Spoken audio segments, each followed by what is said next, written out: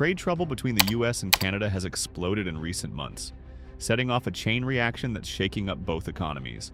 It all kicked off when the US, under President Donald Trump, decided to slap a hefty 25% tax on Canadian steel and aluminum coming into the country.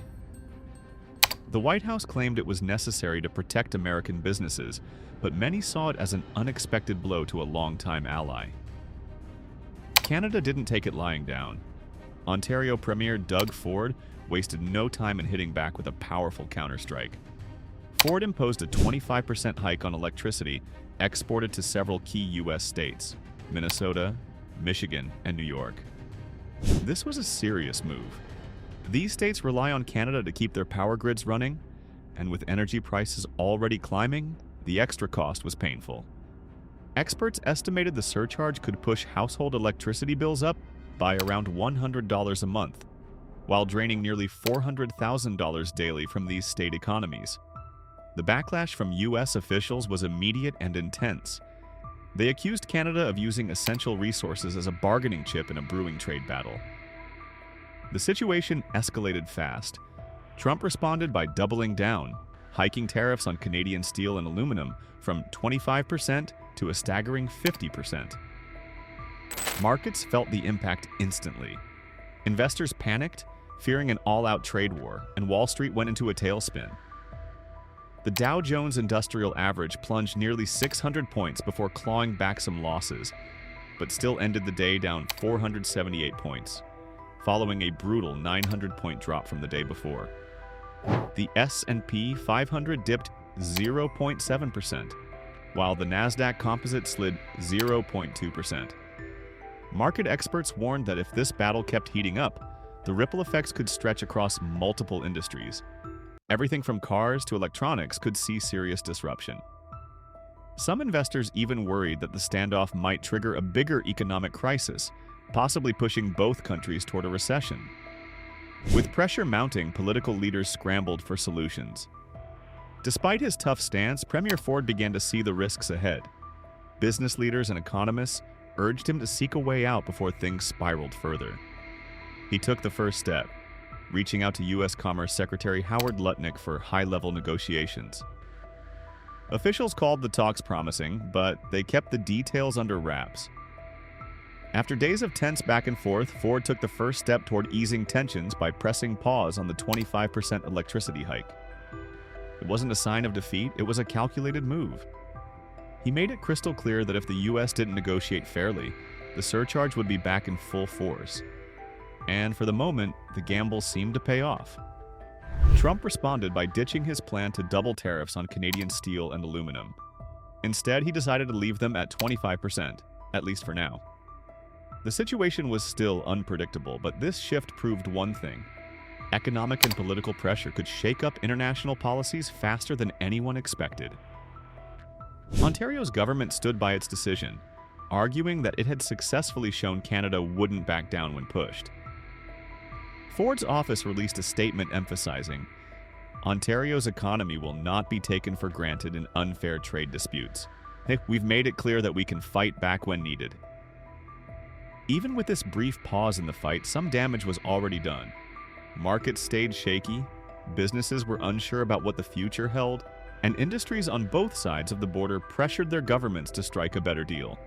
Some companies tried to shoulder the extra cost, but for many that just wasn't possible.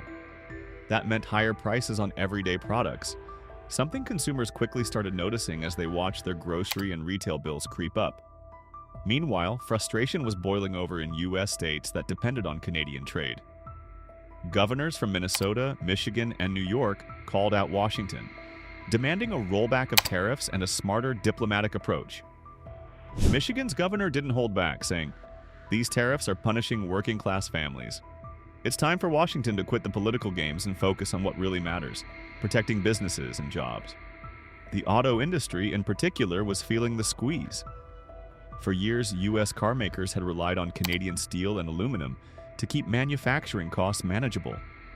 Now, tariffs were sending raw material prices through the roof and throwing a wrench into supply chains that had been stable for decades. Even small businesses weren't spared. Many local suppliers who depended on cross-border trade saw profits shrink overnight. Some scrambled to find new vendors, while others had to cut corners just to stay afloat. Business experts sounded the alarm. If this trade clash dragged on too long, some companies, especially smaller ones, might not make it. With so much at stake, everyone was watching closely as the next round of negotiations approached. Would the US and Canada find common ground, or was this just the start of something much bigger? Uncertainty hung in the air, with both sides preparing for what came next. But the fight over tariffs wasn't just about economics. It was fueling a growing wave of patriotism across Canada.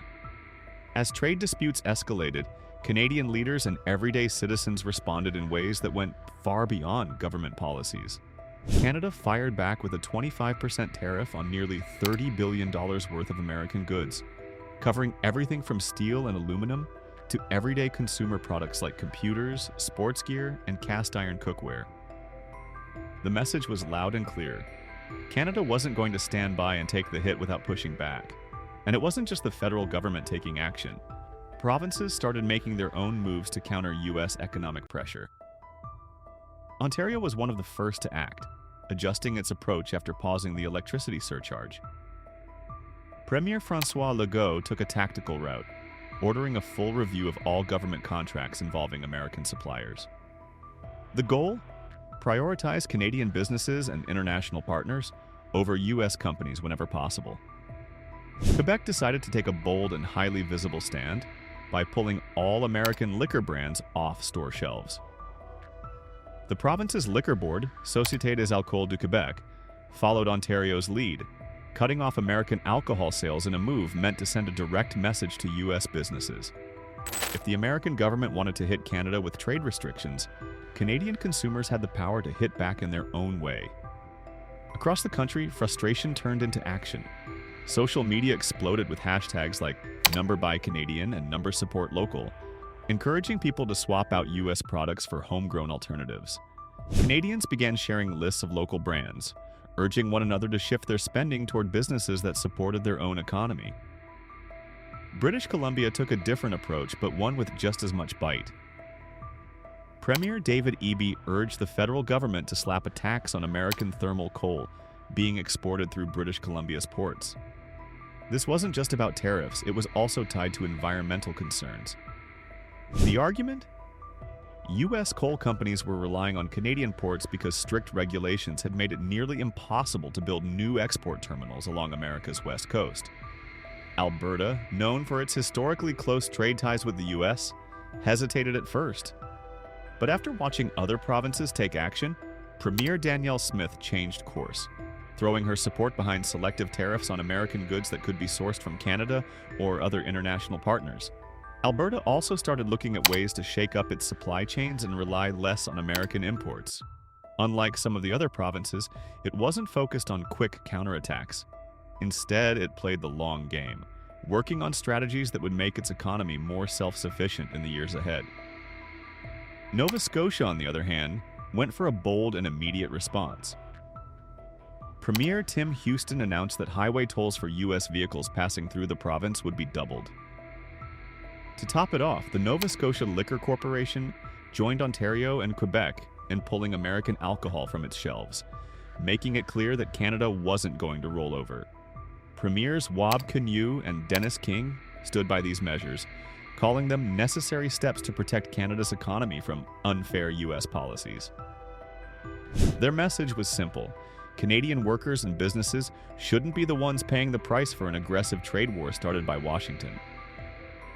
Yukon wasn't far behind. Premier Ranch Pillai suspended all US alcohol imports and started reviewing government contracts with American suppliers. Officials even floated the idea of imposing tolls on US vehicles traveling through the territory, though that plan was put on hold while negotiations played out. While provinces were making their moves, the Canadian federal government was working behind closed doors to find a way forward. Prime Minister-designate Mark Carney made it clear that he was open to discussions with President Trump, but only under certain conditions. "I am willing to meet with President Trump," Carney stated, "but Canada's sovereignty is not up for debate. Any trade deal must be fair for both sides." His words echoed a growing feeling across the country. Canada wasn't about to be pushed around. At this point, the fight had become about more than just trade. It was turning into a defining moment for Canada's independence and identity. Then, Trump made a shocking comment that set the country ablaze. He suggested that the only logical solution was for Canada to become the 51st U.S. state. The backlash was immediate and overwhelming. Outgoing Prime Minister Justin Trudeau didn't mince words. "There isn't a snowball's chance in hell that Canada would ever become part of the United States," he fired back. Conservative leader Pierre Poilievre was just as blunt. "Canada will never be America's 51st state. We are a strong, independent nation, and that will never change." Canadians weren't just opposed to the idea, they were furious. A nationwide poll showed that a staggering 90% of Canadians rejected the thought of joining the U.S. The outrage sparked a surge of national pride. People started flying Canadian flags outside their homes, businesses doubled down on supporting local products, and the country as a whole leaned even harder into its unique culture and identity. Amid all the tension, some experts warned that escalating the fight any further could hurt both countries. Economists cautioned that tit-for-tat trade measures could lead to job losses, rising costs, and economic instability on both sides of the border. Business leaders from both nations pushed for compromise, reminding officials that U.S.-Canada trade had always been a win-win for both economies. One of the biggest industries caught in the middle was the auto sector. American car makers depended heavily on Canadian steel and aluminum to keep production costs in check, with major manufacturers relying on Canada for key materials to keep their factories running. The roller coaster of aluminum tariffs, first set at 25%, then briefly doubled before settling back, has sent shockwaves through the U.S. auto industry. Few vehicles have been hit harder than the Ford F-150, North America's most popular pickup, which relies heavily on aluminum for its body and frame. Industry experts predict that the tariff-driven price hike in aluminum could tack on an extra $400 to the cost of making each F-150. That leaves automakers with a tough choice: raise prices for customers or find ways to cut costs elsewhere. And it's not just Ford that's feeling the squeeze. General Motors, Stellantis, and Tesla are also grappling with higher production expenses. The fear across the industry is that American-made cars will become more expensive, making them less attractive in the global market. Meanwhile, across the border, Canadian auto parts suppliers are facing their own set of problems. Ontario's automotive sector, which plays a huge role in providing parts for U.S. car companies, has been hit by rising material costs and ongoing trade uncertainty. To stay ahead, some Canadian manufacturers have started looking beyond North America, forging new partnerships with European and Asian automakers. If this trend continues, U.S. carmakers could lose one of their most reliable and long-standing suppliers, dealing a blow to an industry that has depended on Canada for decades. But the auto industry isn't the only one feeling the heat. Consumer electronics and home appliances have also taken a hit. Laptops, a major import for both nations, are now subject to increased tariffs, forcing retailers to rethink pricing strategies and leaving consumers bracing for higher costs. Even sports equipment hasn't escaped the fallout. With hockey being such a massive market in North America, rising prices on gear have rippled through both countries. Hockey sticks, bicycles, and workout equipment, many of which are made in Canada, now come with added import fees when shipped to the U.S. For American retailers and distributors, this has created a major headache, as Canadian sports gear now costs more than alternatives from other countries. Energy exports are also caught in the crossfire. The Port of Vancouver is one of the busiest export hubs in North America, and in 2023 alone, it handled roughly 17.6 million metric tons of thermal coal. The majority of that, around 11.7 million metric tons, came from U.S. mines, particularly in Montana and Wyoming's Powder River Basin, a key region for coal production.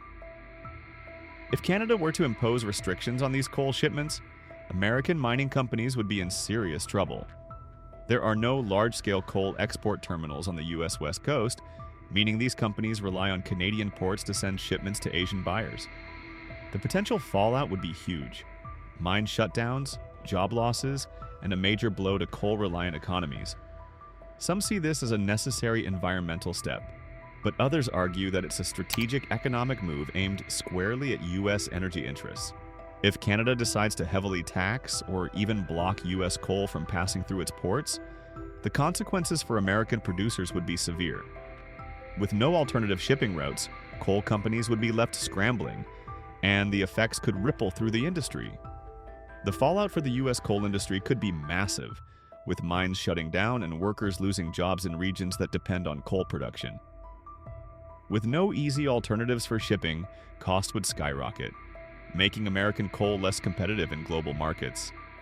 And that's exactly the kind of leverage Canada is looking to use as a countermeasure against U.S. tariffs hitting its own industries. But coal isn't the only sector feeling the heat. Farmers on both sides of the border are also struggling to keep up with the chaos. Agricultural trade between the U.S. and Canada has long been a cornerstone of their economies, but tariffs have thrown everything into disarray. Prices are fluctuating, supply chains are disrupted, and uncertainty is making it hard for farmers to plan ahead. Canada has traditionally been a major buyer of U.S. farm products, but retaliatory tariffs on American goods have already cost U.S. farmers billions in lost revenue. At the same time, Canadian farmers are dealing with their own challenges. Higher export costs and new trade barriers have made it harder to sell beef, grain, and other agricultural products to the U.S. market. The effects of these disruptions don't stop at the farms. They ripple through retail stores and distribution networks, making some products harder to find. Canadian businesses that have long depended on American imports are now scrambling to find alternatives, turning to European and Asian suppliers instead. Meanwhile, U.S. retailers are feeling the pinch, struggling to absorb the rising costs of Canadian imports, which could mean higher prices for everyday goods. Throughout all of this, financial markets have been on edge. Investors worry that if the trade standoff keeps dragging on, it could slow economic growth, hurt consumer confidence, and put thousands of jobs at risk, especially in industries that rely on cross-border trade. Experts have pointed out that the U.S.-Canada trade relationship is one of the largest in the world. If the standoff isn't resolved, it could send shockwaves through the global economy. Yet, despite the economic damage piling up, neither government has backed down.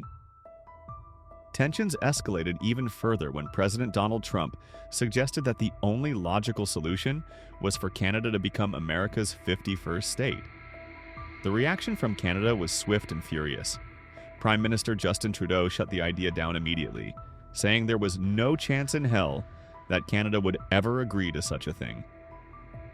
Conservative leader Pierre Poilievre echoed this stance, making it clear that Canada would always stand as a strong, independent nation. Public opinion in Canada overwhelmingly sided with their leaders, with polls showing that 90% of Canadians opposed any idea of closer integration with the U.S.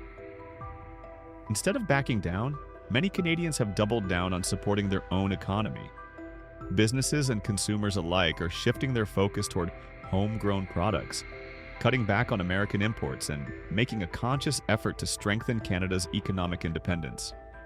In many ways, the trade war has fueled a new wave of national pride, encouraging people to buy local and invest in their own industries. As negotiations between the two governments continue, businesses, workers, and everyday consumers are left wondering what's next. The standoff has already reshaped industries, disrupted supply chains, and left both economies on edge. Will Canada and the U.S. find common ground, or are they heading toward an even bigger showdown? What's your take? Should Canada keep fighting back, or is it time for both sides to work out a deal? Thank you for watching this video. Please do not forget to subscribe and activate the notification bell.